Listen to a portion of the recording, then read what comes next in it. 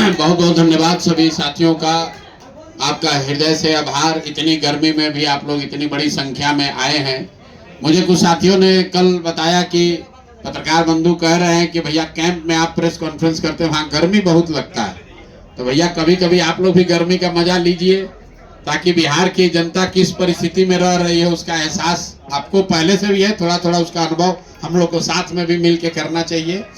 आप सबका इस गर्मी में आने के लिए स्वागत। और सबसे पहले दिल से अपने बड़े भाई आरसीपी सिंह साहब का इस व्यवस्था बदलाव के अभियान में जुड़ने के लिए, साथी बनने के लिए इनका हृदय से धन्यवाद कर रहा हूं, इनका आभार व्यक्त कर रहा हूं। अब आज से सबसे ज्यादा टीका टिप्पणी लोग करेंगे कि आरसीपी जी जनसुराज में शामिल हुए, कि प्रशांत किशोर गए, कि कौन ऊपर था कौन नीचे था। मेरे भाई जितने लोग बिहार की राजनीति को कुछ वर्षों से देख समझ रहे हैं, 2015 में जिस महागठबंधन की चर्चा आज तक हो रही है, जो केस स्टडी के तौर पर देखा जा रहा है, जिसके द्वारा मोदी जी और भाजपा का विजय रथ यहां 2015 में रोका गया था, उसमें लालू और नीतीश जी साथ में आए। उससे पहले आरसीपी और प्रशांत किशोर साथ में आए थे, तब वो व्यवस्था बनी थी। तो इसको मैं उसी संदर्भ में देखता हूं। इनका लंबा प्रशासनिक और राजनीतिक अनुभव है। संगठन और समाज, बिहार के संगठन और समाज को समझने और उसके साथ काम करने का जो अनुभव है, बिहार में बहुत कम ऐसे लोग हैं जिनको इतना लंबा अनुभव है। प्रशासनिक अनुभव की तो मैं बात ही नहीं कर रहा हूं। प्रशासनिक अनुभव के तौर पे तो आप जानते हैं, ये आईएएस अफसर रहे हैं, यूपी में लंबे समय तक काम किया है, नीतीश जी के साथ काम किया है, मुझे वो बताने की जरूरत नहीं है। लेकिन मैं जो देखता हूं, मैं भी बिहार में हजारों नेताओं से, लोगों से मिला हूं, मैं समझता हूं कि बिहार के समाज के विभिन्न वर्गों की, बिहार की समस्याओं की और बिहार के राजनीतिक संगठन की, चाहे वो जदयू हो, भाजपा हो, किसी भी दल की, जितनी समझ आरसीपी साहब को है, वो बहुत कम लोग उस समझ को रखते हैं। इसलिए अगर ये आज हम लोग साथ में दोनों आ रहे हैं, तो इसका बहुत बड़ा फायदा बिहार की उस सोच को, ये मत कहिए कि जनसुराज को फायदा होगा, उसका बहुत बड़ा फायदा उस सोच को होगा, जिस सोच में लोग चाहते हैं कि बिहार में एक नई राजनीतिक व्यवस्था, एक नया विकल्प बने। वो विकल्प बने जिसमें कि अब बिहार में भी शिक्षा और रोजगार की बात हो, बिहार भी अन्य राज्यों की तरह विकास की दौड़ में शामिल हो, और जिन लोगों का भी ये सपना है कि अगले 10 वर्षों में बिहार देश के 10 अग्रणी राज्यों में शामिल हो, वो उस सपने को पूरा करने के लिए जो सेना, जो राजनीतिक फौज, जो फॉर्मेशन तैयार हो रहा है, उसके अगुवा के तौर पर आप आज से आरसीपी साहब को भी देखें। हम लोग भी उसी भूमिका में लगे हैं, और जो हमारे साथी बैठे हुए हैं यहाँ पर, तो चाहे रामबली जी हो, चाहे गिरी साहब हो, किशोर कुमार मुन्ना हो, हमारे अध्यक्ष श्री मनोज भारती जी हो, कुशवाहा जी हैं, या बहुत सारे साथी जो आरसीपी जी के साथ संघर्ष कर रहे थे। अभी यहाँ पर एकदम मैं उनका परिचय नहीं करा पा रहा हूं, तो मैं माफी चाहता हूं उन लोगों से भी। ये सारे वो लोग हैं जिनके मन में सिर्फ एक ही बात है कि बिहार फिर से वापस जंगल राज की ओर नहीं लौटना चाहिए, और नीतीश जी की आज जो स्थिति है उसका फायदा उठाकर भाजपा पिछले दरवाजे से बिहार में कब्जा नहीं कर सके। इन दोनों लड़ाई को अगर लड़ना है तो बिहार में एक मजबूत, सशक्त, ईमानदार विकल्प होना चाहिए, जिसमें नीतीश कुमार ने आज से 10 साल 15 साल पहले जो कहा था, जिसमें तीनों सी न हो, जिसमें क्राइम ना हो, जिसमें करप्शन ना हो, और जिसमें कम्युनलिज्म ना हो। ये बात कभी किसी जमाने में नीतीश कुमार जी ने हम लोग को बताया है कि प्रशांत जी, आरसीपी बाबू, आप लोग ऐसा दल बनाइए, जदयू का इतना विस्तार कीजिए कि जो मेरा मूल सोच है कि बिहार में वो दल बने जिसमें क्राइम, करप्शन और कम्युनलिज्म तीनों की जगह न हो। वही सोच, उसी प्रयास को हम लोग आगे बढ़ाएंगे। अंतिम एक बात और कहूंगा, जो भी साथी जदयू के हैं, मैं और आरसीपी जैसे लोग ये जानते हैं कि इस राज्य में किसी राजनीतिक दल में अगर सबसे ईमानदार और सही राजनीतिक कार्यकर्ता, नेता की बात नहीं कर रहा हूं, कार्यकर्ता किसी दल में है तो वो जदयू में है। तो मेरे भाई, आपके जरिए, मीडिया के माध्यम के से आप सबको अपील कर रहे हैं कि जदयू अब वो नहीं है। जदयू अब 4 ठेकेदारों की पार्टी हो गई है। नीतीश कुमार शारीरिक मानसिक तौर पर सक्षम नहीं है निर्णय लेने के लिए। तो ये आपका दल है, आप उस डूबती नाव को छोड़िए। और नीतीश कुमार व्यक्ति से ज्यादा नीतीश कुमार विचार का अगर आप सम्मान करते हैं तो आपको मालूम है कि आपका रास्ता जनसुराज है। जनसुराज ही वो व्यवस्था है जिससे कि बिहार में समाजवाद को जिंदा रखा जाएगा, लोहिया और जेपी के सिद्धांतों को आगे रखा जाएगा, जो गांधी को लेकर आगे चलेंगे, जो समाज के सभी वर्गों को साथ लेकर चलेंगे, और क्राइम करप्शन और कम्युनलिज्म से मुक्त कोई राजनीतिक व्यवस्था होगी, उसका नाम जनसुराज है। तो आपके माध्यम से सभी उन जनता दल यूनाइटेड या उस तरह की व्यवस्था से जुड़े हुए राजनीतिक साथी कार्यकर्ताओं से भी आग्रह करता हूं कि आपको रास्ता दिख रहा है, अगले 1-2 महीने में तुरंत ज्वाइन कीजिए, उस डूबती हुई नाव को छोड़िए, क्योंकि अब नीतीश कुमार ना वो दल चला रहे हैं ना वो दल चला सकते हैं। सरकार अफसर चला रहे हैं और जनता दल यूनाइटेड 4-5 ऐसे ठेकेदार चला रहे हैं ना जिनका राजनीतिक अनुभव है और ना उनको कोई राजनीति से उनका सरोकार है। उनका सरोकार बस इतना ही है कि जितना हो सके बिहार को लूट लो 4 महीने में, क्योंकि इसके बाद तो व्यवस्था बचने वाली नहीं है। इसी के साथ मैं अपनी बात खत्म करूंगा। आज के दुल्हा, आज के नायक आरसीपी साहब हैं। एक बार फिर से इनका तहे दिल से शुक्रिया और धन्यवाद अदा कर रहा हूं। और बाकी सब सारा सवाल जवाब इन्हीं से कीजिएगा, हमसे मत कीजिएगा। बहुत बहुत धन्यवाद। ज्वाइनिंग, अरे भैया ज्वाइनिंग का मतलब क्या है? जब हम लोग अगल बगल बैठे हुए हैं, हम विचार से मिल, अरे भाई ये जनसुराज में 2 बरस हम पैदल चले तो यहाँ तो कोई गमछा डालकर नहीं किसी को जोड़े। 1 करोड़ आदमी जुड़ा। जुड़ना विचार से है, जुड़ना इस प्रयास से है, जुड़ना इस सोच से है कि बिहार में सुधार होना चाहिए। पहले आप लोग आरसीपी साहब को सुनिए, इनसे जो सवाल जवाब आपका है वो कर लीजिए, उसके बाद जो फॉर्मेलिटी है वो कर लिया जाएगा। थोड़ा अरे आधा घंटा गर्मी में पसीना बहाइए आप लोग भी।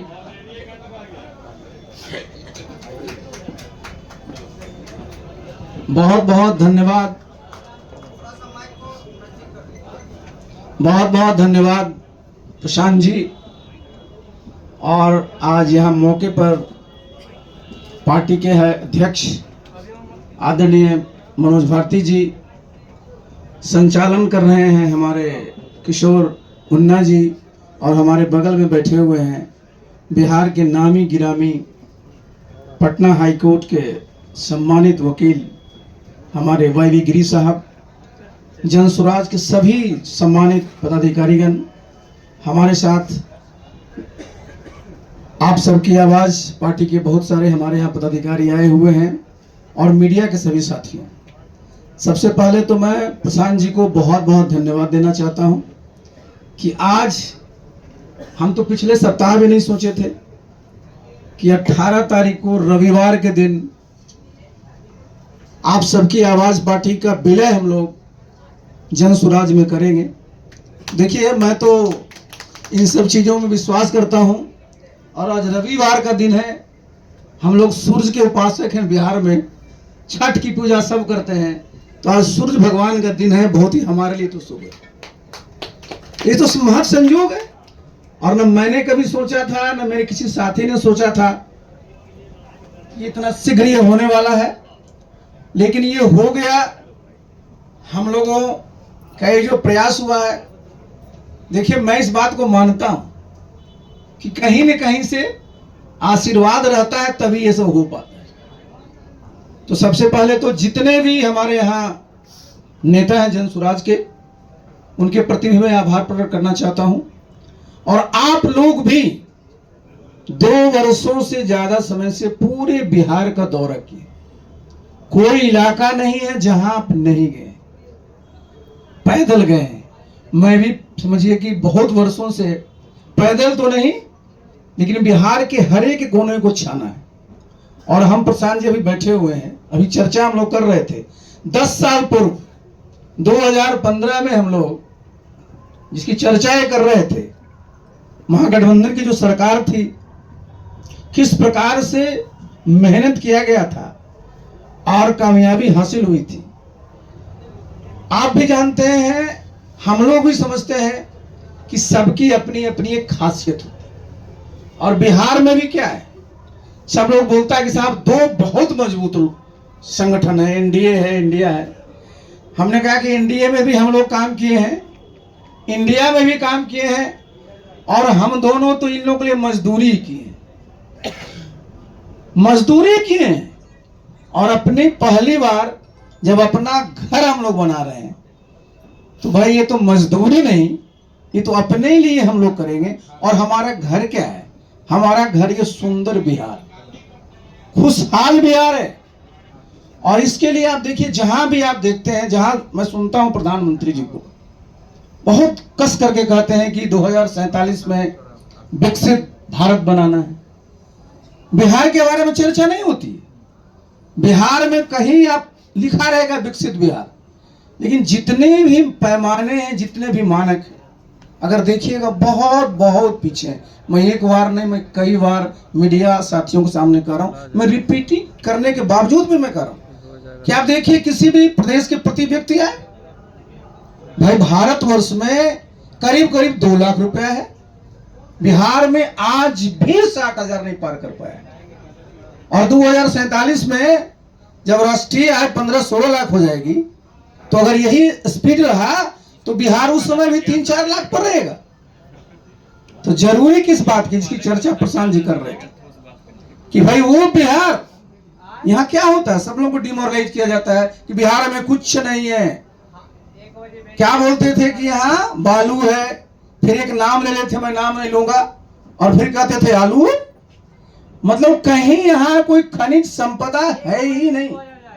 मैं तो पूरी जिम्मेवारी के साथ एक बार नहीं, मैं दर्जनों बार कहा हूं, चूंकि मैं साल भर ही रहा हूं केंद्र में इस्पात मंत्री। नेशनल मिनरल डेवलपमेंट कॉर्पोरेशन उसके अंदर आता है। जब मेरे सामने प्रेजेंटेशन हुआ था प्रशांत जी, मैं तो बिल्कुल उछल गया कि आज जिस रेयर अर्थ की बात कर रहे हैं, चाइना सबसे बड़ा प्रोड्यूसर है उसका, बिहार में आपका नवादा से लेकर करके आप चले चलिए भागलपुर तक पूरा का पूरा कूद भंडार है सोना का।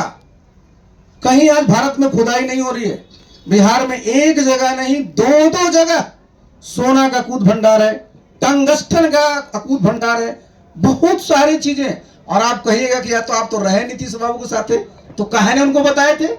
मैंने 4 घंटे मैंने उनको बताया था कि ये है। और लोगों को बताया जाए बिहार में क्या कहता है, झारखंड बट गया तो सब तो खनिज वहां चला गया, बिहार में क्या कर पाइएगा? तो बिहार में हमारे पास खनिज भी है, हमारे पास मानव संसाधन है, हमारे पास आज तो टेक्नोलॉजी कहीं से आती है। सिर्फ कमी किसकी है? फाइनेंस की। तो किसी भी प्रदेश में जो इन्वेस्टमेंट आता है उनके घर का होता है, जितने फाइनेंशियल इंस्टीट्यूशन है उसके होते हैं। लेकिन बिहार में कभी चर्चा होती है क्या? आज भी देखिए सेमीकंडक्टर्स के यूनिट लगे हैं देश में। पहले बिहार चूक गया, हमारा कोयला था, अब कारखाना का आपने लगा दिया। आज सेमीकंडक्टर आईटी का भी लगना है, तो बिहार कहीं नहीं है साहब। कभी बिहार की किसी भी नेता को हमने कहा था, मुख्यमंत्री को चिट्ठी लिखिए आप प्रधानमंत्री जी को कि भाई आपके गुजरात में 2-5 बना लीजिए, हमको चिंता नहीं है, लेकिन बिहार में 13.5 करोड़ की आबादी है, यहाँ सेमीकंडक्टर नहीं लगे। हमारे आईटी के बच्चे आप ही के यहाँ जाकर के जाएंगे, बिहार सिर्फ मजदूर की मंडी बन करके रहेगी। तो देखिए, मैंने प्रशांत जी को भी देखा। अब मुझे सबसे अच्छा क्या लगता था, मैं रोज घूमते रहता हूं बिहार के जिस कोने पर जाइए, प्रशांत जी सबसे अच्छा है कि सब जगह लिखा हुआ है कि जब ये सरकार बनेगी तो 5 चीजें तुरंत मिल जाएगी। और वो देखिए सब जो है जन सरोकार से सब जुड़ी हुई बातें। तो प्रशांत जी का अपना अनुभव है, और ये इनकी अपनी एक स्ट्रेटजी है, सोच है। और मैं भी 43 वर्षों से यही काम करता रहा हूं। या तो मैं सरकार में 28 साल रहा और 15 साल से मैं इसमें हूं। तो गिरी जी बैठे हुए हैं, वैसे ही मैंने एक दिन चर्चा किया, तो हमने कहा अरे गिरी जी आप लोग भी पढ़े लिखे, हम लोग भी दिन भर हम लोग सड़कें पर घूमते रहेंगे। बहुत ही देखिए होना रहता है, और ये तुरंत हुआ। और ये मैं समझता हूं, मैंने बताया ना कि ये बहुत ही शुभ है। और हम सब लोग यहाँ जितने लोग बैठे हैं सब काम में विश्वास करते हैं, और हम लोग काम किए हैं, काम करेंगे, काम करके दिखाएंगे। और जितनी ताकत है हमारे कार्यकर्ताओं में उत्साह है, और इस उत्साह को हम लोग जब जमीन तक ले जाएंगे तो निश्चित रूप से कामयाबी हासिल होगी। और बिहार में जो 35-36 साल से लोग इधर या इधर की चर्चा करते रहते हैं, तो लोग बोलेगा जरूर कि यार ये लोग तीसरा नंबर पर है, लेकिन देखिए परीक्षा जब हम दे रहे हैं ना, तो तीसरा नंबर पर जरूर है, रिजल्ट निकलेगा तो जो हमेशा टॉप किए हैं फिर टॉप करेंगे। चलिए, मौका फिर बहुत हम लोगों को मिलेगा। एक बार फिर से मैं प्रशांत जी को, उनकी पूरी टीम को बहुत बहुत धन्यवाद देना चाहते हैं। और आपके अगर कुछ सवाल होंगे तो मैं जवाब दे दूं। रामचंद्र बाबू, एक सवाल इधर से कि आप जो है सो केंद्र में मंत्री भी रहे, लंबे समय तक प्रशासनिक अधिकारी भी रहे। प्रशांत जी आजकल लगातार 2 साल से व्यवस्था परिवर्तन की बात करते हैं।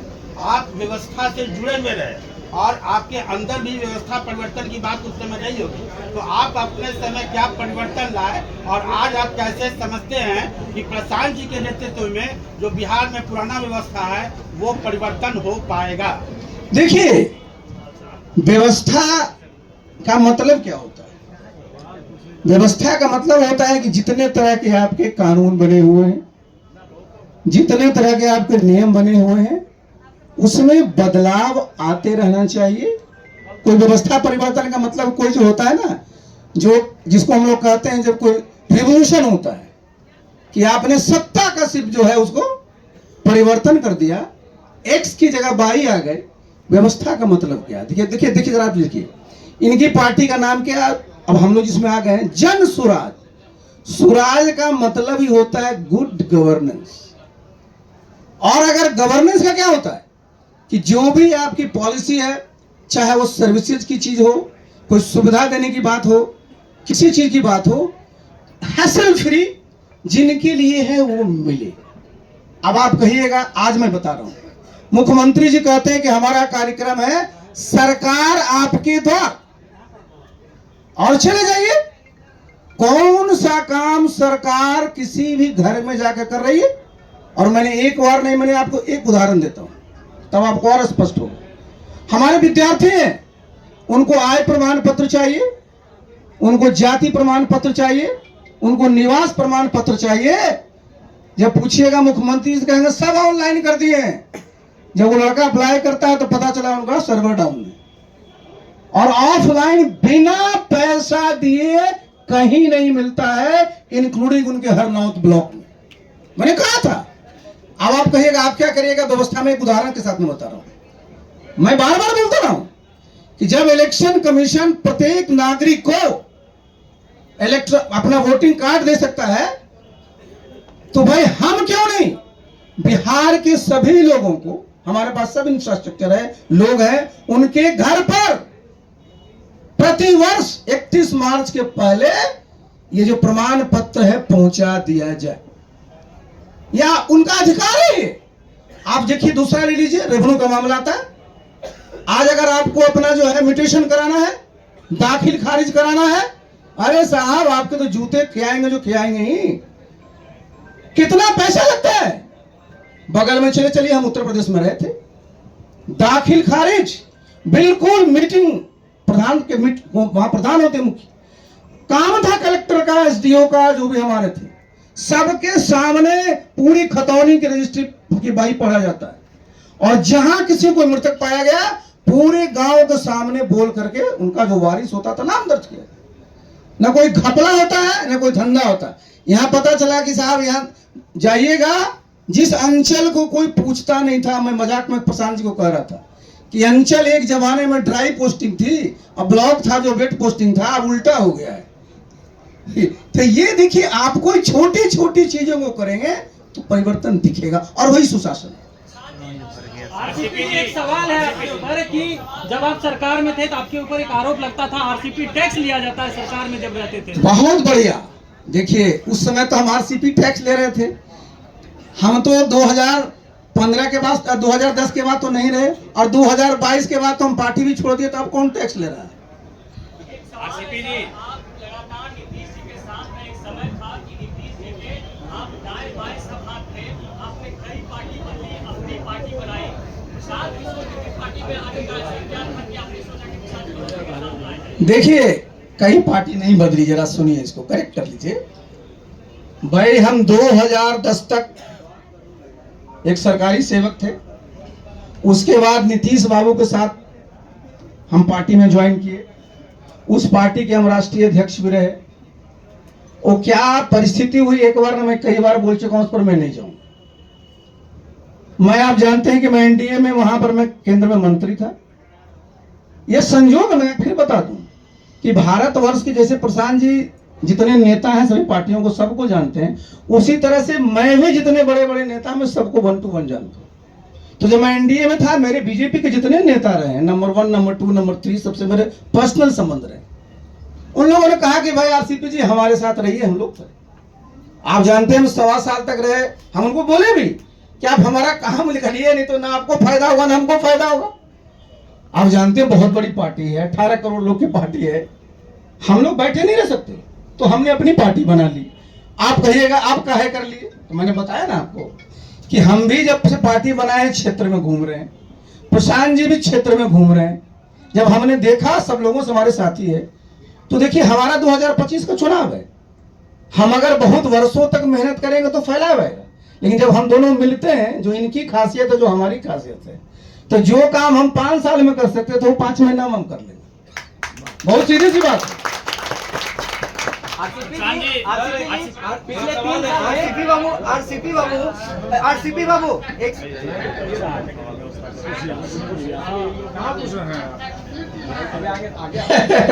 अच्छा देखिए, आपने कन्हैया जी, आजकल भारतवर्ष में कोई भी टीम है क्या?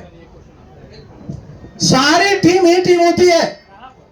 ये निर्भर करता है कि परफॉर्मेंस क्या है। कन्हैया जी, हम लोग ये टीम है और ये टीम की तरह परफॉर्म करेंगे। जिनको आपको बी टीम कहना, सी टीम कहना, कह दीजिएगा। आरसीपी जी, आरसीपी जी, आरसीपी जी, मैंने आज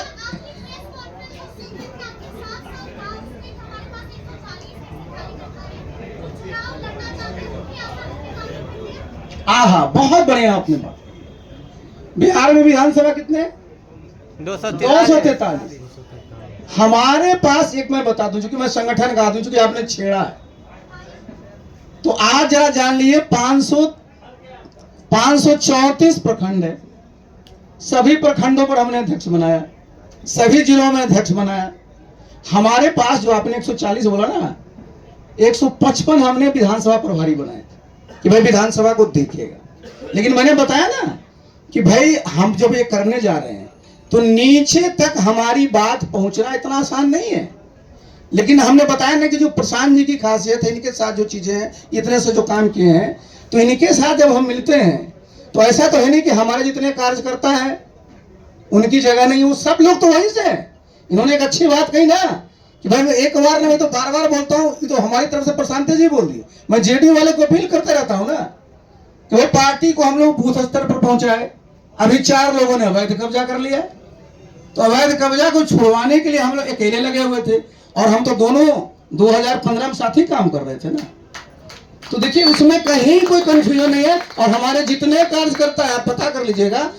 कल भी मैंने आपको मैं बता दूं, बिहार के जितने हमारे कार्यकर्ता थे जो समता काल से, उनसे मैंने, गिरी जी बैठे थे 3 घंटे सबसे बात। तो ये हम लोग सबको साथ लेकर के चलते हैं, और हमारे जितने कार्यकर्ता हैं सभी कार्यकर्ता में दम है, सब जो है उत्साही हैं और सब सकारात्मक सोच के हैं, और इसके बदौलत हम लोग इस दल को और मजबूत बनाए। आरसीपी जी, आरसीपी जी, एक मिनट खाली मैं ऐड करना चाहता हूं। आप लोग सब पत्रकार अनुभवी लोग हैं। अभी जनता दल यूनाइटेड में जो सो कॉल्ड आप लोग जिसको बड़ा नेता कहते हैं, तो 4 नेता 5 नेता का नाम आप लोग लिख लीजिए, और उनसे जाकर जरा पूछ लीजिए कि जनता दल यूनाइटेड की, नीतीश कुमार की जीवन की जो सबसे बड़ी राजनीतिक लड़ाई थी, उसमें उन 4-5 लोगों की क्या भूमिका थी। वो 4-5 लोग तो अपना क्षेत्र न बचा पाते अगर हम लोग मदद नहीं कर पाते। वो क्या दल चलाएगा भाई? वो तो विशुद्ध तौर पर सत्ता में बैठकर कमजोर नीतीश कुमार का फायदा उठाकर वसूली कर रहे हैं। सब वसूली मंत्री है। हमसे सुनिए, हमको कहता है भेजेंगे लीगल नोटिस, तो हम लीगल नोटिस डरने वाले हैं। हमने कहा ये वही आदमी है जो कांग्रेस के अध्यक्ष रहते हुए ये हिम्मत नहीं होती थी कि लालू जी के घर जाएं। जब गठबंधन की बात हुई तो यही आरसीपी सिंह है जो जाकर कहे कांग्रेस को 40। तो लालू जी ने कहा कि आरसीपी हम लोग के साथ धोखा कर दिया है। तो उसके बाद ही लोग डर के मारे लालू जी से बात करने नहीं जाते थे। तब माननीय सदानंद बाबू जिंदा थे और मैं कैमरे पर कह रहा हूं, पूछ लीजिए, इनकार वो नहीं कर सकते। किसी पत्रकार ने पूछा भी था तो उन्होंने स्वीकार भी किया। ये दोनों लोग, सदानंद बाबू और तब के कांग्रेस के अध्यक्ष, ये आकर हमारे कमरे में बैठे रहते थे कि प्रशांत जी, लालू जी से आप बात कीजिए, हम लोग जाते हैं, बड़ा बेइज्जत करते हैं हमको, और ये हम लोग को राजनीति सिखाएंगे। मेरे भाई, बस नीतीश कुमार अगर शारीरिक मानसिक तौर पर आज सचेत रहते तो इन लोगों की जो स्थिति पहले थी वही स्थिति आज भी रहती। जब वो मानसिक तौर पर सजग थे, सचेत थे, मजबूत थे, तब उन्होंने आरसीपी सिंह को रखा था, प्रशांत किशोर को रखा था। जब वो शारीरिक मानसिक तौर पर आज कमजोर पड़ गए हैं तो जो 4-5 लोग हैं वो सब वो गिद्ध हैं जो अब उनको नोच रहे हैं। उनकी गरिमा, उनका लेगेसी, जो कुछ भी नीतीश कुमार के बारे में बिहार के इतिहास में लिखा जाता अच्छा, वो आज गलत लिखा जाएगा। अगर नीतीश बाबू आज से 3 बरस पहले पद छोड़ दिए होते तो बिहार की जनता आने वाली कई पीढ़ियों तक लोग उस आदमी को याद करता कि नहीं, कुछ भी हो, नीतीश कुमार ने बिहार को सुधारने के लिए कुछ किया है। लेकिन आज जब उनका पद छूटेगा तो लोग ये लिखेंगे कि ये वही नीतीश कुमार है जहां अधिकारियों का जंगल राज हो गया। ये वही नीतीश कुमार है जहां लोगों ने सबसे भ्रष्ट सरकार देखी। ये वही नीतीश कुमार है जहां 4 लोगों ने टिकट बेचा। इसमें कौन है जो कार्यकर्ता को जानता है? अभी आप लोग जाइएगा इस प्रेस कॉन्फ्रेंस के बाद, आज जो नीतीश कुमार का 4 सबसे बड़ा राजनीतिक सिपह सलार अभी बना हुआ है, उससे पूछिएगा कि जदयू का जितना जिला अध्यक्ष है उसका खाली अध्यक्ष का नाम बता दो बिना कागज देखे। ये देखिए आरसीपी बाबू हंस रहे हैं। अरे ये सब तो कार्यकर्ता का छोड़िए, अध्यक्ष का नाम नहीं जानता है। नीतीश जी का बना लोगों ने मेहनत किया है, बैठ के मलाई मार रहे हैं। आरसीपी जी, एक सवाल। हाँ हाँ बोलिए। आपके रहते हुए प्रशांत किशोर जी को जदयू क्यों छोड़ना पड़ा? देखिए, आप ये जो बात पूछे ना, तो आप जानते हैं, ये भी जानते हैं, नीतीश जी का जो काम करने का स्टाइल है ना, जब उनके साथ काम करिएगा तो समझिए जितने निर्णय होते हैं, मैं बता दूं इस बात, वो सारा निर्णय, ये ठीक बोले, जब उनका पूरा सभी फैकल्टी उनका तो काम करता था, सबका सुनेंगे, वो सबका कहेंगे, लेकिन अंतिम निर्णय उनका होगा, लेकिन कभी ओन नहीं करेंगे। अगर अच्छा हुआ तो नीतीश बाबू, गड़बड़ हुआ तो आरसीपी सिंह, प्रशांत किशोर, कोई और नाम आ जाए। आरसीपी जी, एक सवाल ये है, हो चुका था। एक सवाल इधर नहीं, एक सवाल ले लीजिए। 1 मिनट। हाँ।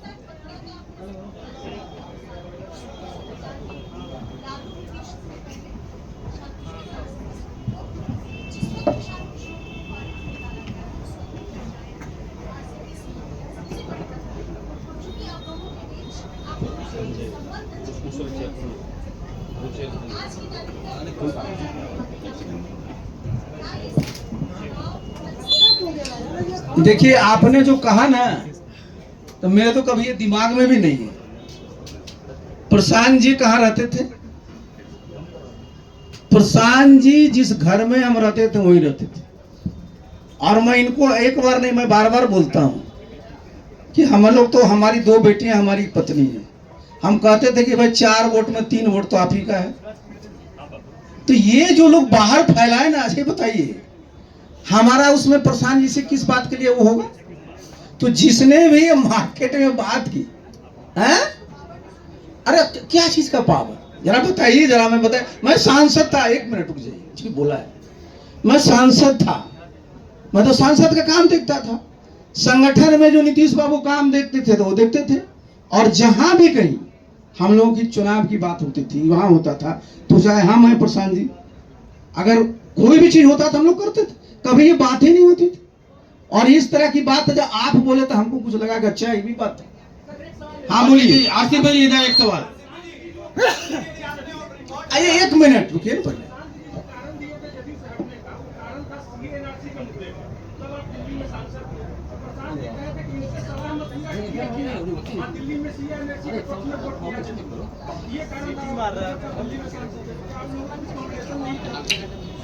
हमको क्लियर करना दीजिए। हमारा वक्तव्य हम यहीं बैठे हुए हैं, फिर से दोहरा देते हैं। इन्होंने आपने ठीक कहा कि जदयू मैंने सीए एनआरसी पर छोड़ा है, किसी आरसीपी सिंह या किसी व्यक्ति के लिए नहीं छोड़ा है। सीए हम अभी आ रहे हैं। सीए एनआरसी में आरसीपी साहब यहाँ बैठे हुए हैं, पार्टी की बैठक हुई थी और जो मैंने पहले कहा है वही दोहरा देता हूँ। सीए एनआरसी में पार्टी में एक बार नहीं 2 बार बैठक हुई। दोनों ही बार नीतीश कुमार जी सबसे बड़े नेता थे तो उनकी अध्यक्षता में हुई। उन्होंने ये तय किया कि हम लोग पार्टी के सारे लोग सीए एनआरसी के पक्ष में वोट नहीं दे सकते हैं।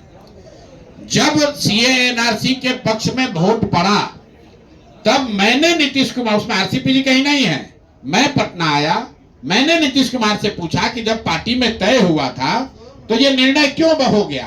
तो नीतीश जी ने कहा, मेरा वक्तव्य पहले भी सुन लीजिएगा, कह रहे भाई हम तो दौरे पर थे, कहाँ मुंगेर या कहीं थे, वो वहां पर सब पार्लियामेंट में पता नहीं कैसे वोट दे दिया, इसमें कोई दिक्कत नहीं है। आप बाहर अभी जाइएगा तो आप तो कहे ही हैं कि सीए एनआरसी के हम लोग विरोध में हैं, तो बाहर कह दीजिए कि बिहार में हम लोग लागू नहीं करेंगे।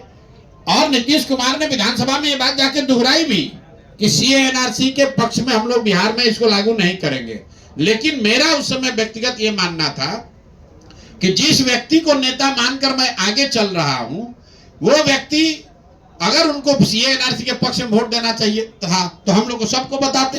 तो आरसीपी साहब को कह रहे हैं कि वोट दे दो और प्रशांत किशोर को कह रहे हो कि विरोध कर दो, इसलिए मैंने छोड़ दिया। उसमें आरसीपी जी ने थोड़े ना निर्णय लिया होगा कि वोट देना है, निर्णय नीतीश कुमार ने लिया होगा। नीतीश कुमार ने हमसे कहा कि वहां निर्णय हो गया, हमको पता नहीं चला। और हम नीतीश कुमार के पार्टी में है तो थोड़ा तो जानते हैं नीतीश कुमार को। वहां सांसद जो है वो बिना इनसे पूछे हुए वोट दे देगा सीए एनआरसी में और नीतीश जी को पता नहीं चलेगा।